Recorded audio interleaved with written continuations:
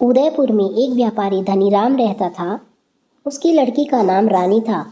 धनीराम कपड़ों का व्यापार करता था, जिसकी वजह से उसके पास धन की कोई कमी नहीं थी। धनीराम अपनी बेटी को बहुत प्यार करता था और उसकी हर ख्वाहिशों को पूरा करता था। रानी का बचपन बहुत ही अच्छा बीत रहा था। रानी स्कूल जाती और फिर स्कूल से घर आने के बाद वह खेलने चली जाती थी। रानी को घर के कोई काम काज में कोई भी दिलचस्पी नहीं थी। इससे रानी की माँ बहुत परेशान रहती थी, लेकिन धनीराम रानी की माँ को चिंता करने से मना करता था। घर में काम ना करने के कारण रानी बहुत ही आलसी हो गई थी, क्योंकि उसे बिना कुछ किए ही केवल कहने से ही सारी चीज़ें मिल जाती थी। रानी के नखरे दिन प्रति बढ़ते जा रहे थे।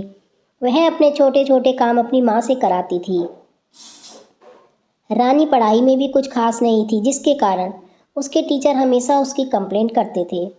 लेकिन व्यापारी की बेटी होने के कारण रानी को इन चीज़ों से कोई भी परवाह नहीं थी। रानी को यह बात पता थी कि वह चाहे कुछ भी कर ले, उसके पिता उसे कुछ नहीं कहेंगे। रानी के पिता धनीराम ने अपनी बेटी को पूरी तरह से बिगाड़ दिया था। खेलते कूदते हुए रानी का लड़कपन भी खत्म हो गया और वह एक जवान लड़की बन गई। लड़की जवान हो जाने पर माँ बाप को उसकी शादी की चिंता होती है, और यही चिंता धनीराम और उसकी पत्नी को भी होने लगी थी।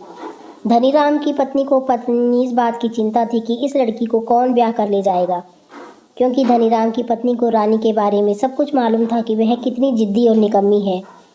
धन होने के कारण धनीराम को अपनी बेटी की विवाह की कोई चिंता नहीं थी, क्योंकि उसे पता था कि कोई ना कोई अच्छा लड़का उसे ज़रूर मिल जाएगा।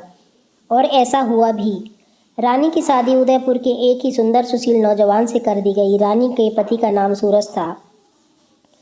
सूरज खानदानी रजवाड़ों के परिवार का लड़का था। सूरज से शादी की जाने के बाद रानी उसके साथ उसके घर चली जाती है। रानी बहुत ही सुंदर लड़की थी, जिसके कारण सूरज के घर वाले एक ही नज़र में उसे पसंद कर लेते हैं। सूरज के घर में रानी का बहुत ही अच्छे से स्वागत किया जाता है और फिर शादी की कुछ रस्म की जाती हैं। रानी की सास जब उसे मेहमानों के लिए चाय बना कर लाने को कहती है, तब रानी साफ इनकार कर देती है। यह कह देती है कि उसे कुछ भी बनाना नहीं आता। रानी कहती है उसने अपने जीवन में कभी भी रसोई में पैर नहीं रखा है। रानी की इन बातों को सुनकर पहले तो सूरज की माँ को काफ़ी गुस्सा आता है, लेकिन फिर वह अपनी बहू के भोले चेहरे को देखकर सूरज की माँ का गुस्सा उतर जाता है और वह रानी से कहती है कि बेटी, मैं तुम्हें खाना बनाना सिखाऊंगी। रानी सूरज की माँ की बातों को सुनकर हाँ कर देती है, जिसके बाद सूरज की माँ मेहमानों के लिए चाय का नाश्ते का इंतजाम करती है। ऐसे ही दिन बीतने लगते हैं, लेकिन रानी घर के कामकाज में कोई रुचि नहीं लेती। वह दिन भर अपने कमरे में ही पड़ी रहती है और मोबाइल चलाती है। अब सूरज की माँ को एहसास हो गया था कि रानी सिर्फ चेहरे से ही सुंदर है, उसमें कोई भी अच्छी बहू के गुण नहीं है। इन सभी बातों से सूरज की माँ काफ़ी परेशान रहती थी, लेकिन वह अपने बेटे की खुशी के लिए रानी को कुछ नहीं कहती थी। ऐसे ही 2 साल बीत गए। रानी अब माँ बनने वाली थी। यह बात सुनकर सूरज के परिवार और रानी के परिवार दोनों ही बहुत ज़्यादा खुश थे। फ्रेंड होने के बाद रानी भी और ज़्यादा नखरे वाली हो गई थी। अब तो रानी खुद ही अपने खाने का बर्तन भी नहीं उठाती थी। सूरज की माँ उसका सारा काम करती थी। एक दिन रानी को कहीं बाहर जाना था, जिसकी वजह से उसने सूरज की माँ को अपना कपड़ा इस्त्री करने के लिए कहा। सूरज की माँ रानी के कपड़े इस्त्री कर रही थी। इसी बीच कुकर की सीटी बज गई, जिसके कारण सूरज की माँ को आयरन वहीं छोड़कर किचन की ओर चली गई। जब सूरज की माँ वापस आई तो देखती है कि रानी के कपड़े इस्त्री से जल गए। रानी को जब इस बात का पता चलता है तो वह उसे बहुत ज़्यादा गुस्सा आता है और वह गुस्से में अपनी सास को एक थप्पड़ मार देती है। रानी हमेशा अपनी सास को परेशान करती थी। रानी को ऐसा करते देख सूरज ने देख लेता है, जिसकी वजह से वह गुस्से में रानी को घर से बाहर निकाल देता है। रानी घर में से निकाले जाने के बाद भी बड़े घमंड से अपने घर वापस आती है, क्योंकि उसे पता था कि उसके पिता के पास बहुत पैसा है। लेकिन अब घर आने पर उसे मालूम चलता है कि धनीराम अब धनी नहीं रहा। व्यापार में हो रहे घाटों की वजह से धनीराम अब कर्ज में डूब चुका है। सूरज रानी की उस हरकत को रानी के परिवार को बताता है। रानी की इस हरकत के जानकर उसकी माँ बहुत ही दुखी हो जाती है और उसे सबक सिखाने के लिए सोचती है।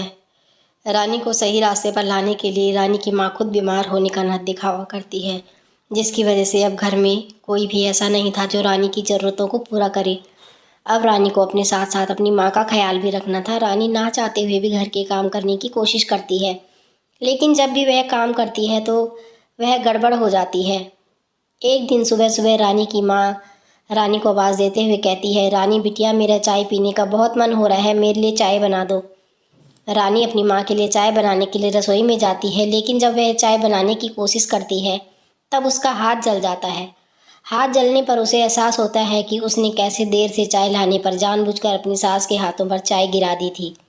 धीरे धीरे घर के कामकाज करते हुए रानी को एहसास हो जाता है कि उसने अपनी सास के साथ कितना गलत किया है, जबकि उसकी सास कितनी अच्छी थी। इस बात का एहसास हो जाने के बाद रानी अपनी सास के पास वापस जाती है और उनसे अपने गलत कामों के लिए माफ़ी मांगती है। रानी की सास एक बहुत ही अच्छी इंसान के साथ ही इतना सब हो जाने के बाद भी वो रानी को बहुत प्यार करती थी, इसलिए वो रानी को माफ़ कर देती थी और उसे फिर अपना लेती है। जिसके बाद रानी एक अच्छी बहू की तरह अपनी सास की सेवा करती है और पूरे परिवार का अच्छे से ध्यान रखती है। तो दोस्तों, इस कहानी से हमें ये शिक्षा मिलती है कि आप जैसा दूसरों के साथ करेंगे वैसा ही आपके साथ भी होगा। पैसा कुछ समय के लिए आपको ऐशो आराम दे सकता है, लेकिन पैसे के घमंड में ज़िंदगी नहीं काटी जा सकती।